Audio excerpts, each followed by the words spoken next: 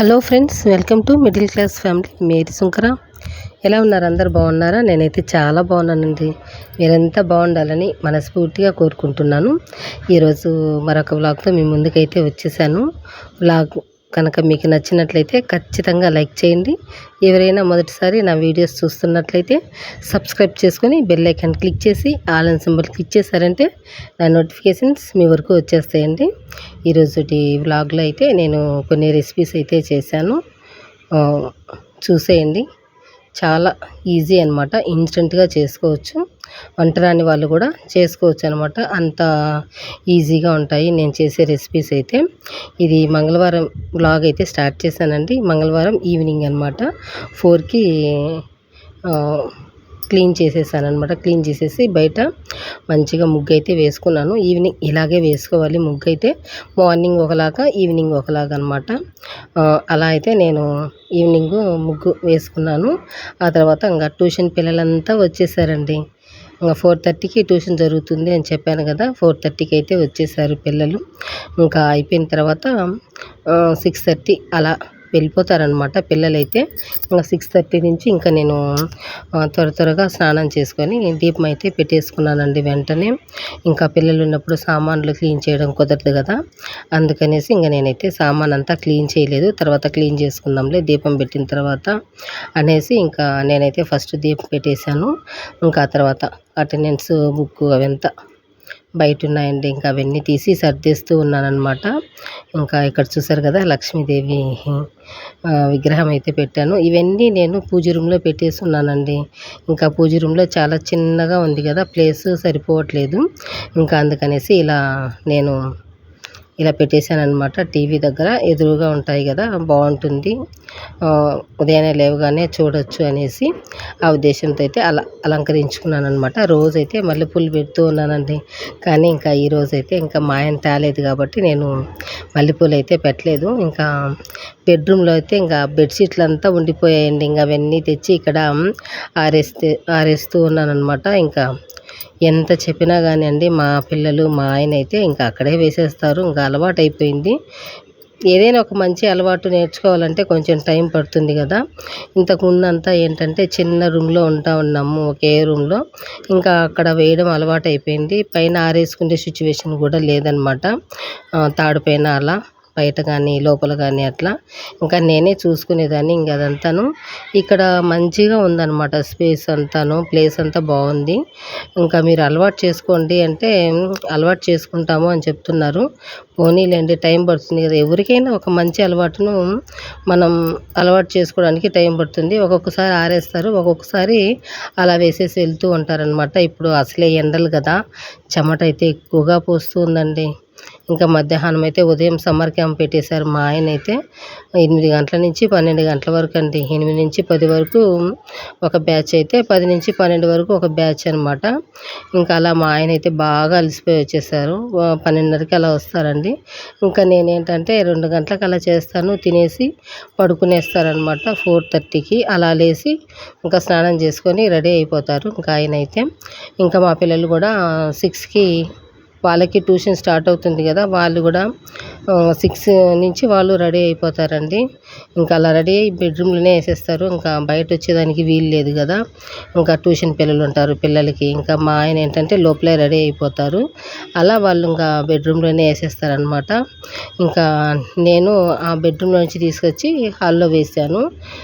హాల్లో వేసి ఇంకా అటెండెన్స్ బుక్ ఒకేసారి లోపల పెట్టేద్దాము అనేసి అట్లా పెట్టేసి బయట వచ్చి ఇంకా టవాల్స్ అంతా ఆరేసానండి. చాలా చీకటి పడిపోయింది కదా, 7 అయిపోయింది అనమాట. ఇంకా 7కి నేను లోపలికి అయితే వచ్చేస్తూ ఉన్నానండి.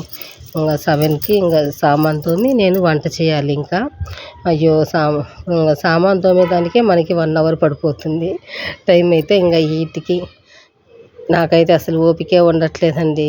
పని చేసుకున్న తర్వాత నైట్ వంట చేయాలంటే అస్సలు ఓపిక ఉండట్లేదు. ఇంతకుముందు ఏంటంటే మధ్యాహ్నం చేసి పెట్టేదాన్ని, ఇంకా అదే ఉండిపోయేదన్నమాట నైట్ తినడానికి. ఇప్పుడు ఏంటంటే 3 సార్లు చేయాల్సి వస్తుంది అనమాట, 3 పూట్ల చేయాల్సి వస్తుంది. ఇక్కడ ఇస్కాన్ టెంపుల్ దగ్గర నుంచి అనమాట. మా సొంత ఇంట్లో ఉన్నప్పుడు ముందుగానే ఒక 3 రకాలు చేసి పెట్టేసి నైట్ కూడా అదే ఉండేది, ఈజీగా ఉండేది. ఇక్కడికి వచ్చిన తర్వాత 2 సంవత్సరాల నుంచి ఇలాగే అనమాట. 3 పూట్ల వంట అయితే చేయాల్సి వస్తుంది. ఇంకా అయ్యో సామాను ఇంకా మా ఆయన వాళ్ళు వచ్చేంత వరకు వాళ్ళు 8:30కి వచ్చారంటే 8:30కి కూడా నేను సామాన్లు క్లీన్ చేయడం అవ్వలేదనమాట ఆ రోజైతే. ఇంకా అయ్యో మళ్ళీ వంట చేయాలా అనుకున్నాను, కానీ మా ఆయన అయితే వద్దులే, మధ్యాహ్నం బిర్యానీ తిన్నాం కదా, అదేం అంత అరుగుదల కాలేదు, అంత ఆకలేం కాలేదు, పెరుగన్నం తిందాంలే అని చెప్పేశారు. ఇంకా పెరుగన్నం తినేసి పడుకునేసామండి నైట్ అయితే. ఇది మరుసటి రోజు అనమాట నిన్నటి వీడియో. మధ్యాహ్నం నుంచి వీడియో అయితే స్టార్ట్ చేసేసాను. మధ్యాహ్నం కదండి, మార్నింగ్ అనమాట. మార్నింగ్ వీడియో అయితే స్టార్ట్ చేశాను. మా పాప ఏంటంటే పూరి చేయమ్మా, కుర్మా పూరి చెయ్యి తినాలనిపిస్తుంది అనింది. అందుకనేసి ఇంకా పూరి అయితే చేస్తూ ఉన్నాను ఇక్కడ. ఫస్ట్ అయితే ఆయిల్ హీట్ చేసుకున్నానండి. ఒక 3 టేబుల్ స్పూన్ వరకు తీసుకున్నాను. ఆ తర్వాత ఆవాలు జీలకర్ర వేసేసాను. ఆ తర్వాత పచ్చిమిర్చి సన్నగా కట్ చేయమ్మా బాగుంటాయి, కొంచెం పొడుగ్గా కాకుండా ఈ విధంగా రౌండ్ సర్కిల్ లాగా కట్ చేసేయి అనింది. ఇంకా తను వీడియో తీస్తూ ఉందండి. ఇంకా అవి చిటపటలాడుతూ ఉంటే నేనేం చేశానంటే వెంటనే ఆనియన్స్ వేసేసాను అనమాట. ఆనియన్స్ వచ్చేసి ఇక్కడ 3 కట్ చేసుకున్నానండి నేను, పెద్దవి ఆనియన్స్. అంటే మనం ఆనియన్స్ చేస్తున్నాం కదా కుర్మా, మనకు ఆనియన్స్ ఎక్కువ పడతాయి. అందుకనేసి మరీ పొడుగ్గా లేకుండా కొంచెం మీడియంగా కట్ చేసుకున్నాను అనమాట. పొడుగ్గా కట్ చేసి మళ్ళీ ఒకసారి అలా మధ్యలోకి అలా అన్నాను అంతే. ఇలా ఉంటే కనుక మనకు తినడానికి బాగుంటుంది. మరీ పొడుగ్గా ఉంటే అంతగా మనం నోట్లో పెట్టుకోవడానికి కొంచెం ఇబ్బందిగా ఉంటుంది కదా, అందుకనేసి పిల్లలకి నేను ఈ విధంగా అయితే చేశాను. ఆనియన్స్ సన్నగా కట్ చేసి, దాన్ని మరీ సన్నగా కాకుండా జస్ట్ మధ్యలో అలా కట్ చేశాను అంతేను. అలా కట్ చేసి వేసేసుకున్నాను. ఆ తర్వాత కరివేపాకు వచ్చేసి ఒక 3 రెమ్మలు అయితే తీసుకున్నానండి. ఆనియన్స్ పక్కకు అటు ఇటు జరిపేసి కరివేపాకు వేసేసాను. కరివేపాకు వేసేసి అది కొంచెం ఆయిల్లో ఫ్రై అయ్యేలాగా కొంచెం ఒక 3 టైమ్స్ అలా అన్నాను గరిటెతో. ఎలాగో ఫ్రై అయిపోతుందిలేండి ఆయిల్లోనే మనకి. కరివేపాకు అనేది ముందుగానే వేసేసుకోవాలి. మనం మూత పెడుతూ తీస్తూ వేసామంటే గిన ఆ చిటపటలాడేదంతా మన మీద పడకుండా ఉంటుంది. మనం మూత అనేది పెట్టుకోవాలి. ఇంకా నేనైతే అలా చేయలేదు, మా పాప తీస్తుంది కదా చేతుల మీద పడుతుంది అనేసి నేను అలా వేసేసాను. మీరైతే ఆయిల్లోనే వేసేసుకోండి. అంటే ఆవాలు, జీలకర్ర, కరివేపాకు, పచ్చిమిర్చి ఇలా వేసేసుకొని మూత పెట్టేసేయండి. ఆ ఆయిల్ అంతా మీద పడకుండా ఉంటుందన్నమాట. ఆ తర్వాత ఆనియన్స్ వేసి కొద్దిసేపు మిక్స్ చేసేసి, ఆ తర్వాత వచ్చేసి మనం ఒక 1/2 స్పూన్ సాల్ట్, ఒక 1/2 స్పూన్ పసుపు వేసుకున్నామంటే సరిపోతుంది. 1 స్పూన్ పసుపు అయితే సరిపోతుందండి, 1/2 స్పూన్ కాదు, 1 స్పూన్ వేసుకోండి. ఎందుకంటే మనకి కలర్ఫుల్గా ఉండాలి కదా బొంబాయి చట్నీ అనేది, కుర్మా అనేది. దీన్ని బొంబాయి చట్నీ అంటారు, కొంతమంది కుర్మా అంటారనమాట, రకరకాలుగా పిలుస్తూ ఉంటారులేండి. కుర్మానే అనుకుందాం పూరీలేకైతే.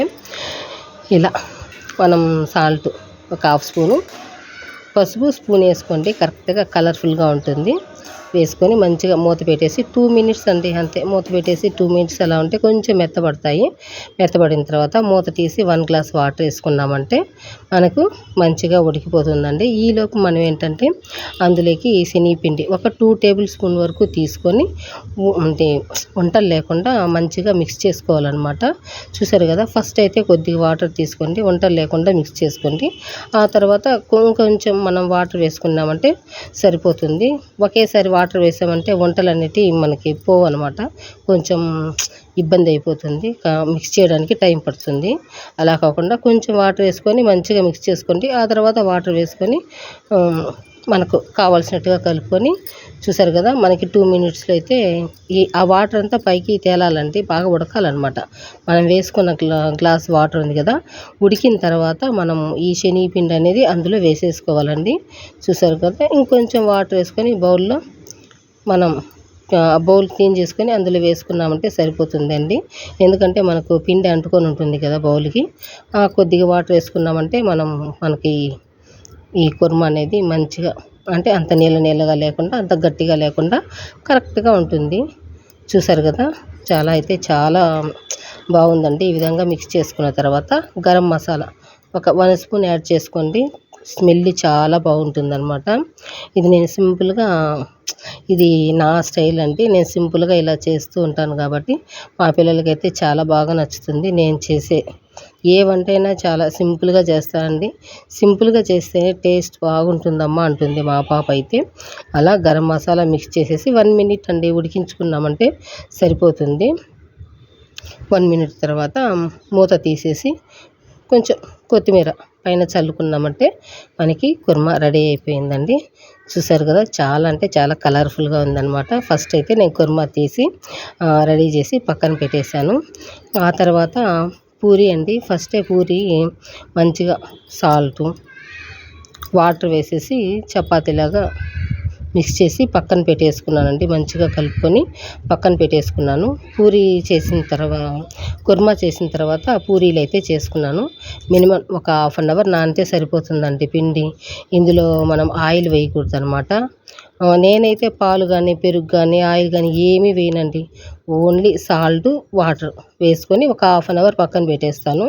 చూసారు కదా, మనకి పూరీలు అయితే ఎంత బాగా పొంగుతున్నాయో. చిన్న చిట్కా అండి అంతే, ఇందులో మనం ఏమి వేయాల్సిన పని ఏం లేదు.